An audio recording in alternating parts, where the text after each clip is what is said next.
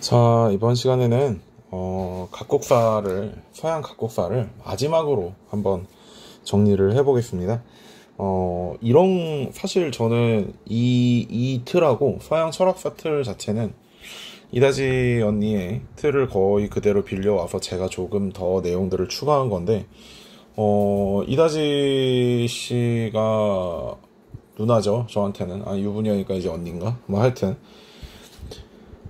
저는 처음에 이다지 씨를 굉장히 안 좋아했었죠. 예, 안 좋아했었어요. 왜냐면 뭐 사실 강의를 들어보면 안 좋아할 수가 없는데, 굉장히, 이건 진짜 이제는 저렇게 이쁜 사람이 나와가지고 강의를 하고 있으면은, 나같이 얼굴 빠은 사람들은 뭐 먹고 사나? 이런 생각이었는데, 그니까, 실제로 진짜 강의를 잘 합니다. 강의를 잘 해서요.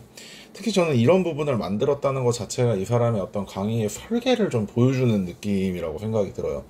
확실히 서양 철학사나도 마찬가지고, 이제 소위 말해서 세계사에서 킬러 문항으로 나오는 연표를 정리하는 데 있어서 이런 형태의 정리를 한번 해보면 확실히 문제풀이하는 데 도움이 되거든요. 따라서 이런 걸 보면 이 사람의 어떤 강의를 구조화하는 능력이라든지 또는 이런 형태의 설계하는 능력이 진짜 현 나와 있는 역사 강사들 중에는 대단히 좋다고 표현이 됩니다. 선생님 같은 경우. 선생님이 이제 웬만한 역사 강사의 강의를 처음부터 끝까지 다 들어보는 편인데, 진짜 잘해요. 구조화나 이런 부분에 있어서.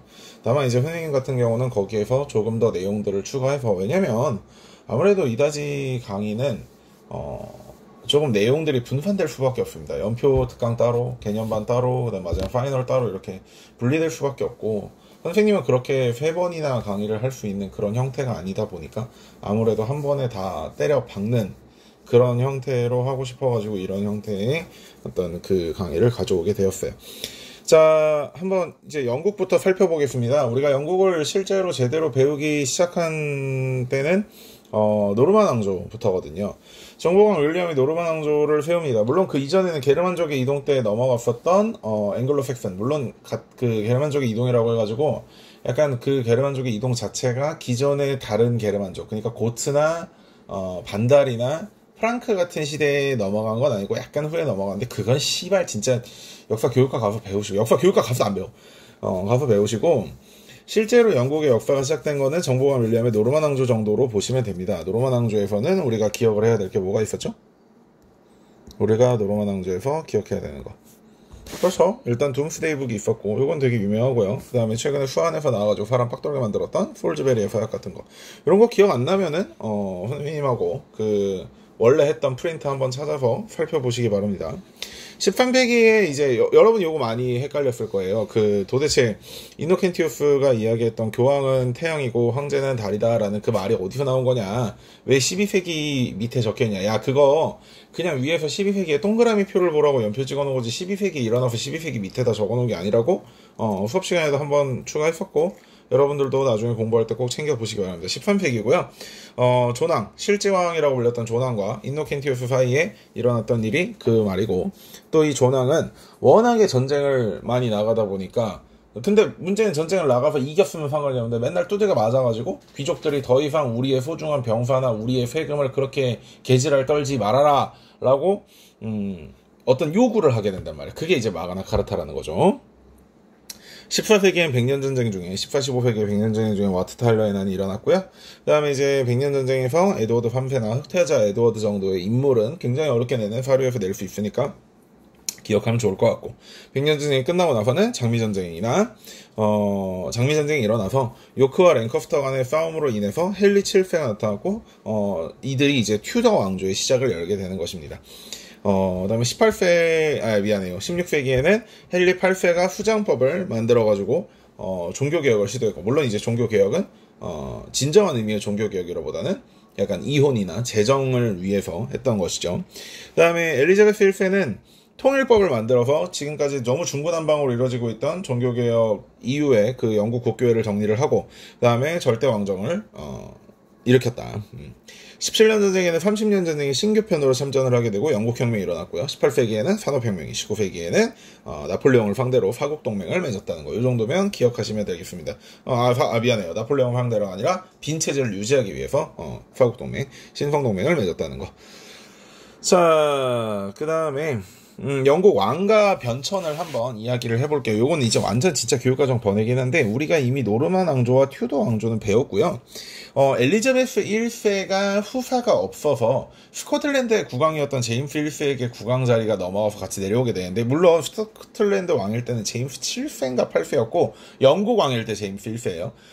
그래서 스튜어트 왕조가 열리고요. 그 스튜어트 왕조의 마지막이 앤 여왕이었는데, 앤 여왕 역시 우리 그 대영 제국 만들었던 앤 여왕, 그 기억나죠? 영국 혁명 때. 그 여왕 역시 후사가 없이 죽어가지고요. 그 하노버 왕조를 이제 다른 나라, 독일의 하노버 공이었던 조지를 데려와가지고 조지 1세가 돼서 하노버 왕조가 열리게 됩니다. 이 정도까지는 뭐 기억해주면 좋을 것 같아요. 자, 프랑스 보겠습니다. 9세기에 프랑크 왕국이 분열이 됩니다. 두 가지 조약으로, 베르댕 조약과 메르센 조약으로 분열이 되는데, 금성교과서에서 연도가 안 나왔다고 하더라고요. 혹시 적어둘 수 있으면 적어두고. 10세기에 카페 왕조, 그 다음에 14세기에는 아비뇽 유수가 열리게 돼가지고, 아비뇽 유수가 일어나서 필리프 국왕이 보니파키우스를 끌고 오게 되죠. 이때부터 이제 국왕과 교황의 권력이 다시 한번 나눠지는 그런 역전되는 그런 사건이 일어났고요. 또 역시 14세기와 15세기에 자크리의 난과 백년전쟁이 일어났던 거, 자, 그것도 기억하시면 좋을 것 같습니다. 그 다음에 위그노 전쟁이 일어나면서 낭트 칙령이 발표되고, 누가 발표했죠? 그쵸, 앙리 4세. 17세기의 30년 전쟁에서는 신교편을 들어서 참전을 하죠. 다만 우리가 중요해야 되는 거, 프랑스는 일반적으로는 국교 국가로 본다. 그 다음에 절대 왕정이 17세기에 역시 일어났고, 18세기에 미국 혁명전쟁을 참전을 했어요. 요게 이제 7년 전쟁, 다시 말해 식민지 쟁탈전에서 털린 프랑스가 이제 복수를 하기 위해서 덤빈 건데, 영국을 대항해서 독립하는 미국을 도와서 같이 참전을 했는데, 문제는 여기서 전비를 너무 많이 쓰는 바람에 프랑스 대혁명이 일어났다는 거. 그 다음에 19세기에는 역시 나폴레옹과 프랑스 제국이 생겼다는 거, 이런 거 기억하시면 될 것 같습니다. 포르투갈 한번 볼까요? 15세기에는 이제 대항해 시대에서 같이 배웠던 바르톨로메 디아스나 바스코 다마가 등장하게 되고, 그 다음에 16세기 초에는 말레이시아를 침공해서 지배를 하게 되는데, 얘네들도 이제 네덜란드와 비슷하게 어느 정도 좀 인구가 많지 않은 편이기 때문에 식민 지배를 하는 데 있어서 그 영토를 직접적으로 통치하기보다는 거점을 만들어서 약간 무역 거점으로 활동을 하는 그런 형태로 진출을 하게 됩니다. 그래서 호르무즈라든지 고아라든지 마카오 같은 것들을 거점화시키게 되고, 무역기지를 활용해서 향신료 무역을 하게 된다. 마카오는 1995년에 중국에 반환했다는 거, 혹시나 현대사에서 등장할 수 있기 때문에 가능하다. 저는 16세기 말에는 에스파냐의 병합입니다. 여기도 이제 왕가가 끊겨가지고 에스파냐에 이제 잠깐 넘어가서 동군연합을 이루게 되는데요. 그러다가 1640년에 다시 분리해가지고 포르투갈과 스페인으로 다시 나눠지게 되고요. 19세기에 나폴레옹의 군대가 침입을 하면서 이제 대피를 하기 위해서 왕족이 브라질로 망명을 했다가 거기서 아예 브라질을 독립시키고 자기가 나라를 따로 만들어버립니다. 그게 이제 1822년이라는데 아메리카사가 많이 축소가 되면서 여기까지 나올까 싶은 생각도 있어요. 자, 네덜란드 한번 볼까요? 네덜란드는 에스파냐로부터 독립을 하게 되는데 실제적으로 인정을 받은 건 베스트팔렌 조약이고, 그 과정에서 최대 회원국으로 성장을 했지만 영국의 크로멜이 항해법으로 타격을 주고 심지어 또 영란전쟁에서 지게 되면서 문제가 생겼다는 거. 18세기에는 네덜란드령 동인도가 설립이 되는데, 네덜란드령 동인도 회사는 17세기에 만들었고, 네덜란드령 동인도, 우리 제국주의에서 봤던 그 네덜란드, 동남아시아에 있던 네덜란드 땅 있잖아요, 거기. 거기에 설립이 되고, 반대로 이제 수마트라나 보르네오 전역을 장악하게 된 거는 1904년, 그러니까 20세기에 넘어왔다는 거. 그 다음에 또 영국의 복수를 하기 위해서 미국 혁명 전쟁에 참여를 하는 것이죠. 자, 또 19세기에는 7월 혁명으로 잠깐, 이게 켜졌구나. 죄송해요. 자, 7월 혁명으로서 벨기에를 상실하게 되는데, 그 과정을 선생님이 7월 혁명을 해설하는 과정에서 얘기를 했었습니다. 나폴레옹이 벨기에와 네덜란드를 한 번에 잡아먹고 그 나폴레옹의 영토를 복구시키는 과정에서 벨기에, 네덜란드를 따로 찢어서 복구시킨 게 아니라 네덜란드로 복구를 시켰고, 그 과정에서 벨기에가 네덜란드를 상대로 독립운동을 하다가 7월 혁명 때 벨기에 독립이 인정됐다는 거. 자, 그 다음에 독일로 넘어가 보겠습니다. 독일은 10세기에 오토 1세가 신성로마 제국 황제를 대관을 하게 되고요. 그 다음부터 이제 동프랑크 왕국을 신성로마 제국이라고 부르게 되죠.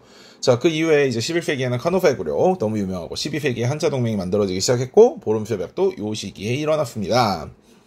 자, 다음에 13세기는 대공의 시대, 14세기는 황금문서, 그러고 16세기에 루터가 종교개혁을 일으켰고요. 17세기에 30년 전쟁 베스트팔렌 조약이 이뤄지면서 신성로마 제국이 거의 실질적으로 해체가 됐어요.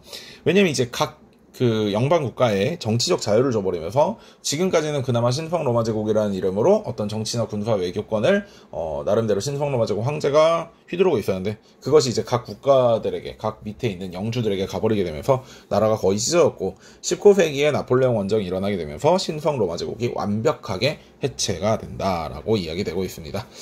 자,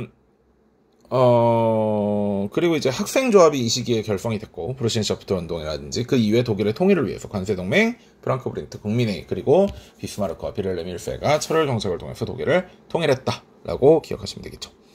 자, 이탈리아는 뭐 크게 볼 거 없어요. 9세기에 중프랑크 왕국이었다가 11, 13세기에 십자군 전쟁을 통해서 원거리 또는 지중해 무역의 중심지가 되었고 그 과정에서 12세기에는 롬바르디아 동맹이 결성이 되었죠. 요거 위에 한자 동맹하고 같이 기억해주면 좋을 것 같아요. 자, 그 다음에 14, 16세기에는 이탈리아 르네상스가 일어났었고 19세기에 통일운동, 그래서 샤르데냐 왕국의 엠마누엘레 2세와 카보르, 그리고 가리발디, 그리고 여기에 정신적 지원까지 했었던 마티니까지 함께 기억하시면 좋을 것 같습니다. 자, 마지막으로 에스파냐 볼게요. 15세기의 재정복운동, 레콩키스타가 성공하게 되면서 이베리아 반도에 카스티아와 아라곤이 합쳐져서 에스파냐 왕국이 탄생하고 또 다른 포르투갈 왕국도 탄생했다. 그리고 15세기에는 신항로 개척으로 콜럼버스가, 그 다음에 살짝 16세기지만 마젤란 일행이 세계 일주를 완성했고요. 자, 16세기가 되면 펠리페 2세가 절대왕정을 통해서 레판토 해전을 승리하게 됩니다. 물론 이제 오스만 제국과 기독교 연합왕국들, 즉 교황과 에스파냐를 비롯한 연합왕국들의 해전은 두 개가 있어요. 프레베자 해전하고 레판토 해전이 있는데, 프레베자 해전이 먼저 일어났을 때 여기가 오스만 제국이 승리를 했던 거고, 레판토 해전은 이제 스페인 앤드 기독교 연합왕국들이 승리를 했던 것이죠. 그러나 이런 스페인도 영국을 침략하려고 하다가 영국 앞바다였던 칼레 해전에서 패배를 하게 되면서 아르마다 무적 함대가 박살나게 됩니다. 자, 17세기에는 30년 전쟁에 참전해서 구교편으로 참전을 했으나 구교가 지게 되면서 네덜란드를 상실하게 되죠. 베스트팔렌 조약으로. 자, 18세기에는 미국 독립전쟁, 역시 영국이 하도 이곳저곳에다 어그로를 겁나게 끌고 다녀가지고 영국 때리기 위해서 참전을 했고요. 그 다음에 19세기에 나폴레옹 원정에 프랑스의 위성국화가 되었다가 그 다음에 미국과의 전쟁에서도 패배해서 필리핀과 쿠바를 상실하게 되고 20세기에는 에스파냐 내전이 일어나서 우리 히틀러 했을 때 배웠죠? 좌파연합과 프랑코 장군의 싸움에 이탈리아와, 그러니까 무솔리니와 히틀러가 개입을 하게 되는 뭐 이런 정도로 연표를 정리하면 될 것 같습니다. 자, 이렇게 해서 서양사를 거의 마무리했고요. 자, 이제는 서아시아사 먼저 들어가도록 하겠습니다. 서아시아 먼저 들어가고 선생님이 좀 고민을 해봤는데 서아시아사 같은 경우는 실제 수업보다 여러분들에게 인강으로 진도를 나가라고 하는 게 좋을 것 같아요. 따라서 여러분들에게 공부할 영역을 늘려주기 위해서 서아시아사를 인강으로 진행을 해보겠습니다. 여러분 고생 많으십니다. 안녕.